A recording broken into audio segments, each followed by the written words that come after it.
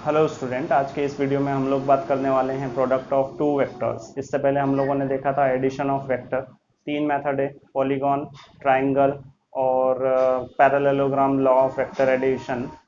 यहाँ पे बात करेंगे प्रोडक्ट ऑफ टू वेक्टर्स। तो सबसे पहले प्रोडक्ट मतलब समझिए कि प्रोडक्ट जो मल्टीप्लाई करने के बाद में आंसर आता है। मतलब ये हम लोग देख रहे हैं मल्टीप्लिकेशन ऑफ वेक्टर्स, और उसमें भी कितने वेक्टर्स लिए हम लोगों ने, टू वेक्टर्स लिए। उनका जो आंसर आएगा वो क्या होगा वो हम लोगों को देखना है। तो यहाँ पे टू वेक्टर्स हम लोग अज्यूम कर लेते हैं, वेक्टर ए और वेक्टर बी। तो देखिए प्रोडक्ट ऑफ टू वेक्टर्स जो है वो टू टाइप का होता है। एक होता है स्केलर प्रोडक्ट, या फिर इसे कभी कभी डॉट प्रोडक्ट भी कहा जाता है, और दूसरा होता है वेक्टर प्रोडक्ट, और इसे क्रॉस प्रोडक्ट भी कहा जाता है। अब ऐसा क्यों स्केलर कहा जाता है और क्यों वेक्टर प्रोडक्ट कहा जाता है, उसके पीछे भी रीजन है। जैसे हमने अज्यूम किया कि यहाँ पे हमारे पास दो वेक्टर हैं ए और बी। तो जब हम लोग ए और बी को मल्टीप्लाई करेंगे तो हो सकता है हमारे पास जो यहाँ पे फिजिकल क्वांटिटी मिल रही है, इसका मैं एग्जांपल भी आप लोगों को समझाऊंगा। वो फिजिकल क्वांटिटी हो सकता है कि स्केलर हो। ठीक है, मतलब मल्टीप्लाई करने पे जो आंसर आ रहा है वो क्या मिल रहा है हम लोगों को, फिजिकल क्वांटिटी, और वो फिजिकल क्वांटिटी क्या है, स्केलर है। तो इस टाइप के प्रोडक्ट को हम लोग क्या कहेंगे, स्केलर प्रोडक्ट या फिर डॉट प्रोडक्ट। और कभी कभी ऐसा होता है कि जब हम लोग दो वेक्टर्स को मल्टीप्लाई करते हैं तो उनका जो मल्टीप्लिकेशन आता है, मतलब उनका जो रिजल्ट आता है, मतलब कि प्रोडक्ट जो आता है, वो एक फिजिकल क्वांटिटी ऐसी होती है जिसमें डायरेक्शन होती है, मतलब वेक्टर होता है। इसीलिए इसको हम लोग वेक्टर प्रोडक्ट भी कहते हैं। तो प्रोडक्ट ऑफ टू वेक्टर कितना टाइप का होता है, दो टाइप का, एक स्केलर या डॉट प्रोडक्ट, और दूसरा होता है वेक्टर और क्रॉस प्रोडक्ट। मतलब रिजल्ट मिल रहा है वो स्केलर मिलेगा, उसमें केवल मैग्नीट्यूड होगा, डायरेक्शन की जरूरत हमको नहीं होगी। यहाँ पे जो रिजल्ट मिल रहा है वो क्या होगा, वेक्टर होगा, और यहाँ पे हमको डायरेक्शन की जरूरत पड़ेगी उसको डिफाइन करने के लिए फिजिकल क्वांटिटी को। एग्जांपल देखते हैं हम लोग। जैसे आप लोगों ने देखा होगा फोर्स इनटू डिस्प्लेसमेंट। आप, फोर्स भी वेक्टर होता है, डिस्प्लेसमेंट भी क्या होता है, वेक्टर। और इन दोनों का जो मल्टीप्लाई करते हैं, मतलब इनको प्रोडक्ट जो आता है वो क्या आता है हमारे पास, वो आता है वर्क। मतलब ये हमारे पास फिजिकल क्वांटिटी कौन सी मिली हम लोगों को, वर्क मिली। और वर्क जो है कौन सी क्वांटिटी है, स्केलर क्वांटिटी है। मतलब यहाँ पे सिर्फ न्यूमेरिकल वैल्यू होती है, मैग्नीट्यूड होता है, डायरेक्शन की आवश्यकता नहीं होती है इसको इंटरप्रेट करने के लिए। ठीक है, तो ये जो प्रोडक्ट हो रहा है फोर्स और डिस्प्लेसमेंट का, इसको कहते हैं हम लोग स्केलर प्रोडक्ट, क्योंकि हमें एक स्केलर फिजिकल क्वांटिटी मिलती है। यहाँ पे अगर हम लोग देखें तो जैसे एक क्यू, मतलब चार्ज लिया हम लोगों ने, वो मूव कर रहा है तो उसकी वेलोसिटी होगी, और कहाँ मूव कर रहा है, मैग्नेटिक फील्ड में। ये बी जो है मैग्नेटिक फील्ड के लिए होता है। और इनका जो मल्टीप्लाई करते हैं हम लोग, जैसे ये तो स्केलर क्वांटिटी होती है, ये वेक्टर होता है, ये वेक्टर होता है, तो यहाँ पे वेक्टर हो रहा है, प्रोडक्ट हो रहा है किसका, दो वेक्टरों का। तो यहाँ पे एक फिजिकल क्वांटिटी हमको मिलती है एफ। ये हम लोग हमारी नेक्स्ट क्लास में देखेंगे, वहां पे ये आएगा, लॉरेंज फोर्स का एक फॉर्मूला है ये। तो यहाँ पे देखिए, अब जब आपने दो वेक्टर को मल्टीप्लाई किया तो आपको रिजल्ट में फोर्स मिला, और फोर्स जो है वो क्या है, एक वेक्टर क्वांटिटी है। मतलब कि दो वेक्टर का प्रोडक्ट वेक्टर भी हो सकता है, और दो वेक्टर का प्रोडक्ट स्केलर भी हो सकता है। तो अब हम लोग बढ़ते हैं आगे। अभी हम लोग इनकी प्रॉपर्टीज वगैरह देखेंगे, या देखेंगे कि क्या होता है स्केलर प्रोडक्ट, वेक्टर प्रोडक्ट। सबसे पहले शुरुआत करते हैं हम लोग स्केलर और डॉट प्रोडक्ट की। स्केलर प्रोडक्ट को रिप्रेजेंट करने के लिए हम दोनों फिजिक जो क्वांटिटी होती है वेक्टर, उनके बीच में डॉट लगाते हैं। वेक्टर प्रोडक्ट को रिप्रेजेंट करने के लिए दोनों जो वेक्टर क्वांटिटी है उनके बीच में हम प्लेस करते हैं क्रॉस। ठीक है, यहाँ पे इसको मल्टीप्लाई नहीं कहा जाता है, v क्रॉस b कहते हैं, और यहाँ पे इसको हम लोग f फोर्स डॉट डिस्प्लेसमेंट कहते हैं। चलिए पढ़ते हैं स्केलर प्रोडक्ट के बारे में।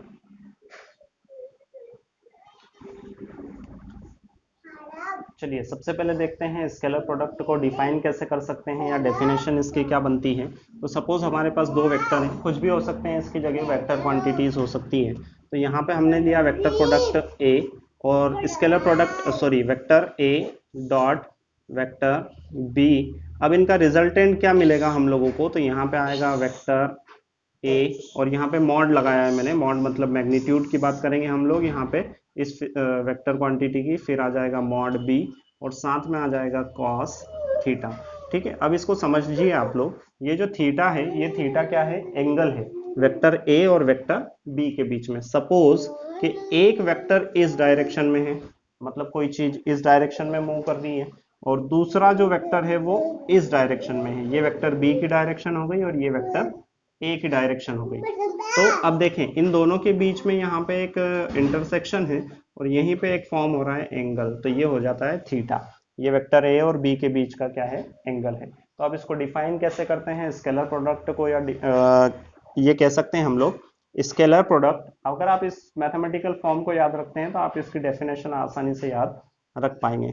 Scalar product of two vector is equal to the product. इन सभी का क्या हो रहा है, प्रोडक्ट हो रहा है, मल्टीप्लीकेशन हो रहा है।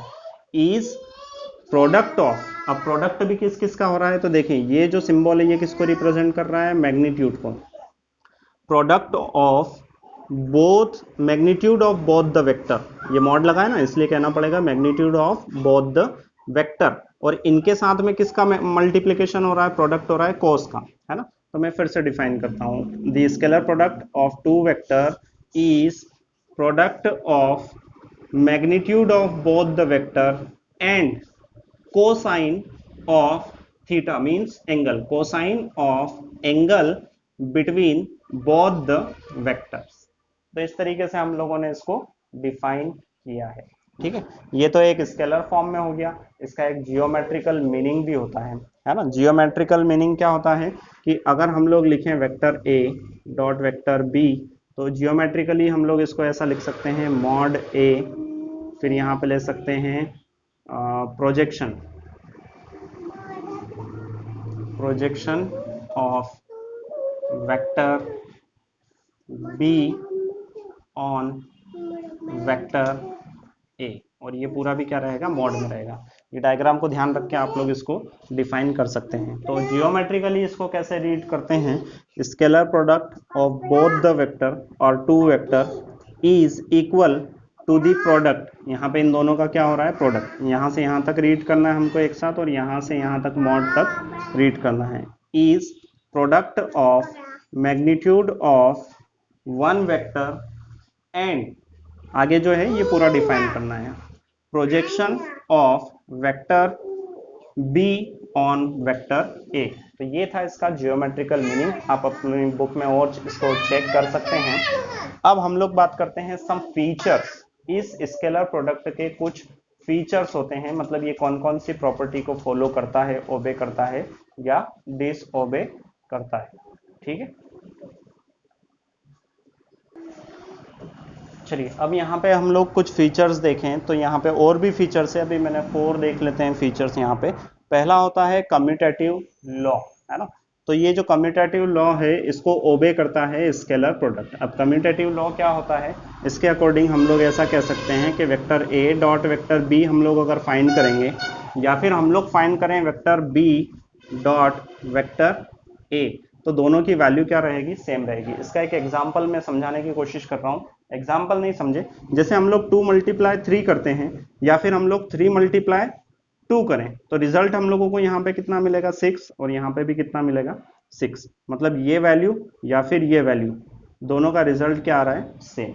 इस तरीके से कम्यूटेटिव लॉ को ओबे करता है स्केलर प्रोडक्ट। मतलब ए डॉट बी या फिर बी डॉट ए करें तो रिजल्ट क्या रहेगा, हमारे लिए सेम रहेगा, कोई चेंज नहीं आएगा। ये मैंने आपको समझाने के लिए लिखा है। अगला अगर हम लोग देखें डिस्ट्रीब्यूटिव लॉ, जैसे आपके पास 3 वेक्टर से, अज्यूम कर लेते हैं हम लोग ए बी सी 3 वेक्टर है, तो हम लोग कर रहे हैं vector b plus vector c, और यहाँ पे इस पूरे ब्रैकेट में हमको मल्टीप्लाई करना है वेक्टर ए का। तो देखिए अब ये डिस्ट्रीब्यूटिव होगा, मतलब ये इसके साथ भी डॉट प्रोडक्ट में जाएगा और इसके साथ भी डॉट प्रोडक्ट में जाएगा। मतलब जो रिजल्ट है वो या तो आप करें वेक्टर बी और वेक्टर सी को पहले ऐड कर लें और उसके साथ डॉट प्रोडक्ट लेके आ जाएं वेक्टर ए का, या फिर आप ऐसा करें वेक्टर ए dot vector b plus vector ए डॉट वेक्टर सी। तो इनका जो आंसर आएगा वही आंसर इसका भी आएगा। ये भी एक प्रॉपर्टी है। अगली अगर हम लोग बात करें कि if vector a perpendicular to vector b, तो क्या होगा, है ना। इसका मीनिंग अगर इसको हम लोग डिफाइन करें कि एक वेक्टर इस डायरेक्शन में जा रहा है और दूसरा वेक्टर इस डायरेक्शन में जा रहा है, ये वेक्टर ए समझ लें, इसको वेक्टर बी समझ लें, तो क्या होगा। देखिए हमारे पास हमने जो डेफिनेशन देखी थी उसके अकॉर्डिंग क्या होता है, vector A dot vector b is equals to mod A mod b, और यहाँ पे क्या आता है कॉस थीटा, थीटा मतलब इन दोनों के बीच का एंगल, ठीक है। तो यहाँ पे इनके बीच का एंगल कितना हो रहा है 90 डिग्री, परपेंडिकुलर है। तो ये वैल्यू अगर हम लोग प्लेस करें तो ये क्या बनेगा, वेक्टर ए वेक्टर बी, यहाँ पे आ जाएगा मॉड ए मॉड बी और कॉस, और थीटा की वैल्यू कितनी है 90, तो यहाँ पे 90 रख दें।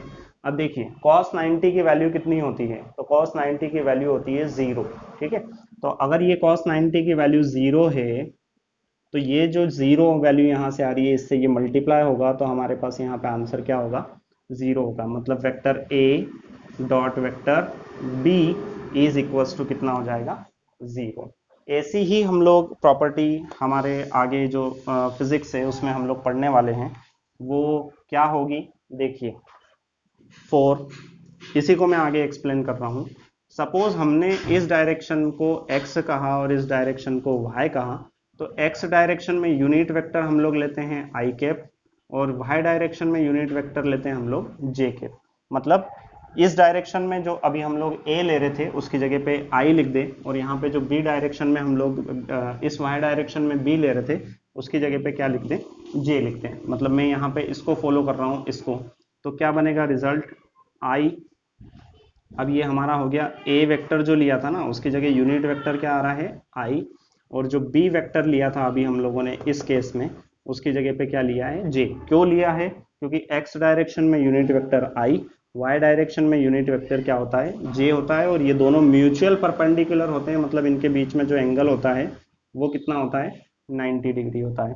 तो ये यहाँ पे हो जाएगा वेक्टर। देखिए इससे हम लोग रिजल्ट निकाल रहे हैं, कंक्लूजन निकाल रहे हैं कि a के प्लेस पे लिखा i कैप, फिर डॉट लगेगा यहाँ पे, और जो b है उस b की जगह पे क्या लिखेगा लगेगा j कैप, और दोनों का रिजल्ट कितना बनेगा 0, क्योंकि ये एक्चुअली होगा कैसे मॉड i मॉड j, और यहाँ पे आ जाएगा cos थीटा, म्यूचुअल परपेंडिकुलर है तो ये कितना डिग्री हो जाएगा 90 डिग्री।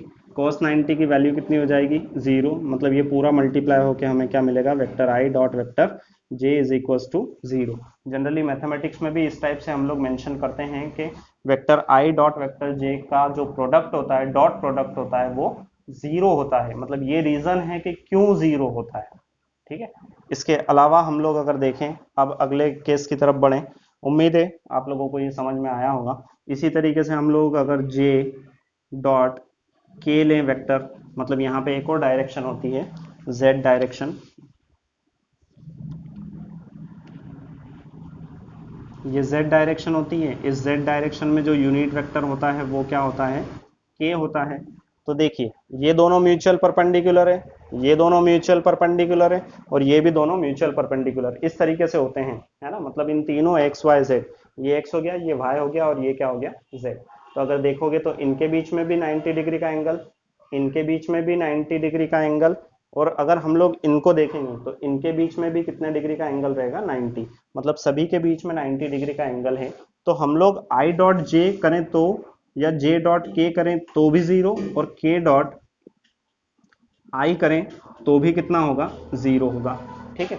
इसके अलावा इनका रिवर्स कम्यूटेटिव लॉ को फॉलो करता है। मतलब अगर हम लोग इसकी जगह लिख दें j डॉट i तो भी रिजल्ट कितना होगा 0, है ना। अभी हमने थोड़ी देर पहले देखा था vector a dot vector b equal होता है vector b dot vector a के, तो ये हम लोगों ने इसको रिवर्स कर दिया ऑर्डर, ठीक है। ये भी हो जाएगा vector k dot vector j is equal to 0 similarly here, ठीक है। चलिए बढ़ते हैं हम लोगों के इस अगले केस पे। उम्मीद है ये आप लोगों को समझ में आया होगा, और एक और रिक्वेस्ट कर रहा हूँ कि अगर वीडियो अच्छा लगा हो, आपको समझ में आया हो अभी तक जो मैंने पढ़ाया है, तो लाइक बटन प्रेस करें। सब्सक्राइब पहली बार अगर आप लोग चैनल पे आए हैं तो सब्सक्राइब पे क्लिक करें, बेल आइकन पे क्लिक कर दें ताकि रेगुलर आप लोगों को वीडियोस मिलते रहें। इस पूरे चैप्टर के और भी दूसरे रेगुलर वीडियोस आएंगे आप लोगों के लिए। चलिए अब अगले केस की ओर बढ़ते हैं। और भी इंफॉर्मेशन अगर आप कुछ चाहते हैं तो डिस्क्रिप्शन देख सकते हैं। अगला केस लेते हैं if vector a parallel to vector b. Parallel means कि वेक्टर ए भी इसी डायरेक्शन में है और वेक्टर बी भी इसी डायरेक्शन में है, ठीक है। मतलब कि दो लोग दौड़ रहे हैं, लेकिन सेम डायरेक्शन में दौड़ रहे हैं। और यहाँ पे अगर हम लोग बात करें कि एक व्यक्ति इस डायरेक्शन में दौड़ रहा था और एक व्यक्ति इस डायरेक्शन में दौड़ रहा था, तो दोनों की वेलोसिटी की बात कर सकते हैं हम लोग। यहाँ पे दोनों की वेलोसिटी सेम डायरेक्शन में होगी, है ना। तो क्या होगा इसका रिजल्ट? तो देखिए हमारे पास ये वाला केस स्टार्ट कर रहा हूं मैं, if vector a parallel to vector b. तो इस केस में क्या होगा? इस केस में ये होगा कि हमारे पास वेक्टर ए डॉट वेक्टर बी जो है उसका रिजल्ट हमको मिलता है मॉड ए मॉड बी वेक्टर, और साथ में आता है कॉस थीटा। अब देखिए ये दोनों पैरेलल है, तो इनके बीच में एंगल, ये दोनों लाइनें एक दूसरे को कभी कट नहीं करेगी, इंटरसेक्ट नहीं करेगी। इंटरसेक्ट नहीं करेगी तो यहाँ पे एंगल कितना रहेगा? जीरो। एंगल बनेगा ही नहीं, मतलब एंगल है ही नहीं, उसकी वैल्यू कितनी हो जाएगी? जीरो हो जाएगी। तो उस केस में यहाँ पे हम लोगों को थीटा के प्लेस पे जो हमने देखी थी डेफिनेशन, उसमें यहाँ पे क्या प्लेस करना पड़ेगा? जीरो। अब ये वेक्टर ए डॉट वेक्टर बी जो है, यहाँ पे देखें क्या बनेगा? मॉड ए मॉड बी, और इसकी वैल्यू कितनी आ जाएगी? वन आ जाएगी। मतलब पहले जो जीरो हो रहा था अब जीरो नहीं होगा। लेकिन केस कब? दोनों वेक्टर कैसे हों? पैरेलल हो। पैरेलल होंगे तो हमको रिजल्टेंट मिलेगा, मतलब प्रोडक्ट मिलेगा। और अगर परपेंडिकुलर होंगे बोथ द वेक्टर्स, तो हमको रिजल्ट क्या मिलेगा? जीरो मिलेगा। किस केस में? स्केलर के केस में। ये भी ध्यान रखना है, अभी वेक्टर प्रोडक्ट हमको पढ़ना बाकी है। चलिए ये तो हो गया केस। अब हमारे पास यूनिट वेक्टर होते हैं, वो होता है आई कैरेट, जे कैरेट, के कैरेट, है ना। इस तरीके से तीन मेजर एक्सिस होती है हमारे पास, एक्स वाई और जेड। इसमें एक्स सॉरी आई, इसमें जे, इसमें के। तो ये वाली जो बात है यहाँ पे अगर हम लोग अप्लाई करें, मतलब ए आपने इस डायरेक्शन में लिया है तो उसके लिए क्या? आई। अभी देखिए दोनों वेक्टर इसी डायरेक्शन में जा रहे हैं, मतलब एक्स डायरेक्शन में जा रहे हैं, तो मतलब ए के लिए भी आई कैरेट लिख दूं यूनिट वेक्टर, और बी के लिए भी यूनिट वेक्टर क्या होगा? आई ही होगा। सेम डायरेक्शन है तो चेंज नहीं होगा। तो इसके प्लेस पे मैंने लिखा आई कैरेट डॉट, इसके प्लेस पे भी आई कैरेट, क्योंकि दोनों सेम डायरेक्शन में है ना, इनकी बात नहीं कर रहे हैं अभी, इसको भूल जाओ। दोनों वेक्टर एक्स डायरेक्शन में है, तो इधर क्या आ जाएगा? ए के प्लेस पे आई कैरेट का मॉड, फिर आई कैरेट का मॉड। देखिए आई कैरेट जो होता है वो क्या होता है? यूनिट वेक्टर होता है, और यूनिट वेक्टर का मैग्नीट्यूड कितना होता है? वन होता है। मतलब इसका मैग्नीट्यूड कितना आ गया? वन आ गया, और इसका भी मैग्नीट्यूड कितना आ गया? वन आ गया। तो यहाँ पे हमको वन मल्टीप्लाई वन, तो रिजल्ट कितना मिलेगा? वन मिलेगा। ये जनरली आप लोग अपने मैथमेटिक्स में हम लोग अप्लाई करते हैं, i dot i is equal to one, j dot j is equal to one, और के डॉट के इज इक्वल टू कितना होता है? वन। तो क्यों हम लोग इसको लिखते हैं आई डॉट आई को वन? ये यहाँ से हमारा आंसर निकल के आता है। ये फिजिकल सिग्निफिकेंस भी समझ सकते हैं आप लोग, या फिर फीचर्स तो ऑलरेडी है ही सही। चलिए अब एक एग्जाम्पल हम लोग देख लेते हैं। अभी देखा था दोनों वेक्टर इस डायरेक्शन में जा रहा था, तो ये केस था। अगर दोनों वेक्टर वाई डायरेक्शन में जा रहे हैं इस तरीके से, वेक्टर ए वेक्टर बी, तो ये वाला केस बनेगा। यूनिट वेक्टर के लिए है ये। और अगर दोनों वेक्टर इस जेड डायरेक्शन में, मतलब इस डायरेक्शन में जा रहे हैं, तो ये वाला केस बनेगा। एक एग्जाम्पल देख लेते हैं हम लोग अब। आपके पास है एक वेक्टर ए और एक वेक्टर है बी, ठीक है। तो ए वेक्टर और बी वेक्टर जो हैं, इनको अगर हम लोग देखें तो इनके तीन कंपोनेंट होंगे, ए एक्स, ए वाई, ए जेड। वेक्टर रिजोल्यूशन जो हम लोगों ने देखा था, इस वेक्टर को हमने तीन कंपोनेंट में रिजोल्व करा है। ये एक्स कंपोनेंट है, इसलिए आई वेक्टर आएगा यूनिट वेक्टर, ये जे वेक्टर आएगा, और यहाँ पे क्या आएगा? के वेक्टर आएगा। सिमिलरली इसको रिजोल्व करें तो b x, b y, b z बनेगा। यहाँ पे के वेक्टर आएगा, यहाँ पे जे वेक्टर आएगा, आई वेक्टर आ जाएगा। ये इक्वेशन फर्स्ट हो गई, इक्वेशन सेकंड हो गई। ये एक्चुअली एक एग्जांपल है। जनरली हम लोग मैथमेटिक्स में देखते हैं तो यहाँ पे आई जे के तो रहता है, लेकिन ए एक्स, ए वाई और ए जेड की जगह पे न्यूमेरिकल वैल्यू रहती है कुछ इस टाइप से, 2i plus 3j plus 5k, या प्लस माइनस कुछ भी हो सकता है यहाँ पे साइन में। तो ये क्या है? एक्चुअली ये किसी वेक्टर को रिप्रेजेंट कर रहा है, किसी लोकेशन को रिप्रेजेंट कर रहा है। अब देखिए इन दोनों वेक्टर का हमको फाइंड करना है रिजल्टेंट, है ना, मतलब कि हमको फाइंड करना है वेक्टर ए डॉट वेक्टर बी। तो देखिए इसका जो कंपोनेंट फॉर्म है वो मैं यहाँ पे लिख दूं। ये मैंने लिखा आई ए एक्स प्लस जे ए वाई प्लस के ए जेड, और क्योंकि आई जे के क्या है, यूनिट वेक्टर है, यूनिट वेक्टर पे कैरेट लगता है, एरो नहीं लगता है, ठीक है। फिर डॉट यहाँ पे प्लेस कर दूं, ये डॉट प्लेस कर दिया मैंने। फिर बी जो है, उस बी के प्लेस पे भी मैं क्या लिख दूं, आई बी एक्स, इसका कंपोनेंट वाला form, j b j y plus k b z. अब इसको हम लोग सिंप्लीफाई कर लेते हैं। देखिए सिंप्लीफाई करने में क्या है, यहाँ से पहला टर्म लिया, इसको हमने इसके साथ मल्टीप्लाई किया। अब आपको याद रखना पड़ेगा कि आई डॉट आई, अभी हम लोगों ने देखा था पैरेलल है ना, तो आई डॉट आई में वैल्यू कितनी बनती है 1, जे डॉट जे में वैल्यू कितनी बनेगी 1, के डॉट के में वैल्यू कितनी बनेगी 1। बाकी ऑल अदर जो मल्टीप्लिकेशन होंगे, मतलब आई डॉट जे या जे डॉट के या के डॉट आई या फिर इनका रिवर्स ऑर्डर, तो उसका रिजल्ट कितना बनेगा 0, ठीक है। तो देखिए आई डॉट आई यहाँ पे इस तरीके से बनेगा, आई डॉट आई और साथ में इन दोनों का मल्टीप्लिकेशन आएगा ए एक्स बी एक्स, तो आई डॉट आई कितना हो जाएगा 1 हो जाएगा, ठीक है। मतलब ये हमारे पास यहाँ पे रिजल्ट बचेगा प्लस। अब इसी का मल्टीप्लिकेशन हमको अगले टर्म में करना है इस ब्रैकेट में यहाँ पे, तो यहाँ पे देखिए क्या है, आई फिर डॉट और फिर क्या आ जाएगा जे, तो मैं लिखूंगा आई डॉट जे, साथ में कंपोनेंट क्या है ए एक्स और क्या आ जाएगा बी वाई। देखिए एक्स और बी वाई मतलब दोनों म्यूचुअल परपेंडिकुलर है, मतलब म्यूचुअल परपेंडिकुलर के केस में स्केलर में कितना आता है रिजल्ट 0। देखें आई डॉट जे का रिजल्ट कितना आएगा 0, तो ये 0 होगा, तो ये पूरे को क्या कर देगा 0 कर देगा। मतलब अब आपको ऐसा ध्यान रखना है कि जब आप डॉट प्रोडक्ट कर रहे हैं या स्केलर प्रोडक्ट कर रहे हैं, तो उस केस में सिर्फ और सिर्फ सेम यूनिट वेक्टर का ही मल्टीप्लिकेशन का रिजल्ट आपको मिलेगा, मतलब आई डॉट आई मिलेगा, जे डॉट जे मिलेगा और के डॉट के मिलेगा, बाकी सारे कितने हो जाएंगे 0 हो जाएंगे, ठीक है। तो इसको मैंने समझाने की कोशिश करी थी। अगला अगर मैं इसके साथ इसको मल्टीप्लाई करूंगा, तो देखिए आई डॉट के बनेगा, आई डॉट के मतलब कितना 0, यहाँ से फिर ये रिजल्ट हमको मिलेगा, है ना। अगला ये सारे 0 हो जाएंगे, हमको मिलेगा ए वाई और बी वाई प्लस ए जेड और बी जेड, ठीक है, ए डॉट बी डॉट।